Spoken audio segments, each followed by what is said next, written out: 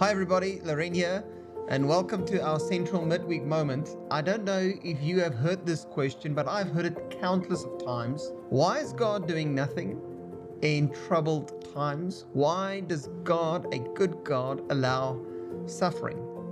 Now, up until 2 years ago, this question was only theoretical to me.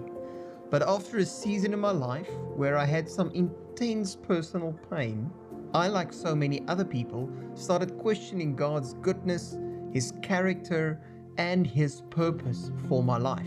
So, in today's midweek moment, I'd like to share with you how God got me through a season where the pain got personal.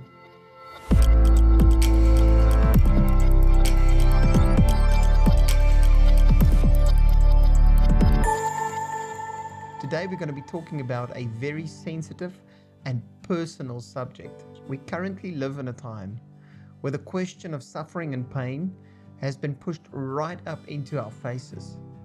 The world is battling the novel coronavirus that has been affecting every one of us in some way or another. Many people have lost their lives. Some have lost loved ones. Others have lost their businesses, and most will be without a job in the near future. Pain is a reality. It's personal. Now, what I don't want to do today is to oversimplify pain or overemphasize my own pain. I believe that pain is very personal, and I believe people deal with their pain in radically different ways. That is what makes this a very complex and difficult topic.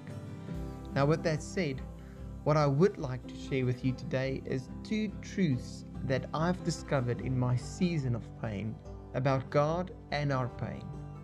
These truths were a great comfort to me in those times, and my prayer is that they will be so for you as well.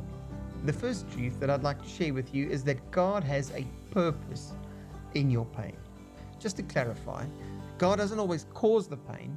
However, God can always use our pain. Listen to James as he writes in chapter 1 verse 2 to 4. It says, "Consider it pure joy, my brothers and sisters, whenever you face trials of many kinds, because you know that the testing of your faith produces perseverance. Let perseverance finish its work, so that you may be mature and complete, not lacking anything." Now, in these few verses, James is not getting optimistic about our circumstances. He's actually very real about this. He's not denying that when you follow Jesus, you will go through tough times. However, what he is saying is he's saying that while bad things might be happening to you, good things can be happening in you. There has never been a time in my life where I grew more than when I was working through my pain. God used this season with profound effect in my life. You know, He's truly the master of the universe, and He can make any mess into the most beautiful masterpiece. So that's our first truth. God has a purpose in your pain. Our second truth is that God is present in your pain. I want you to listen to the psalmist when he writes in Psalm 46, "God is our refuge and strength, an ever-present help in trouble." Isn't that just powerful? God is an ever-present help. Usually when you and I, when we're dealing with our pain, when we're in tough times, we want God to give us what we want. However, God wants us to discover that He is what we need in those times. You see, it's only His presence that can truly comfort your heart. Now, I must confess that while working through my own pain, there were times that I really experienced God's absence, that I didn't feel He was there, He couldn't hear me, what's going on. But let me tell you, when ultimately I've wrestled through it, there has never been a time in my life that I've experienced God closer to me than while working through my pain.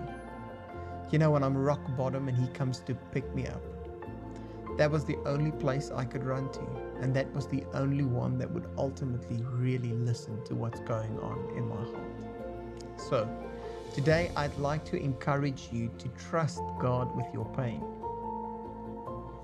And I don't want you just to do this because of my experience. I want you to do this because 2,000 years ago, the world witnessed a moment where the pain got personal for God.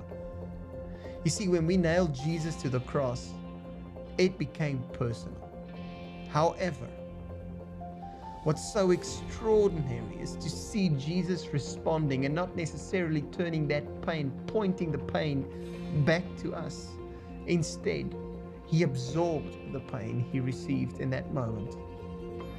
And his words were something like this: Father, forgive them, for they know not what they do. Why?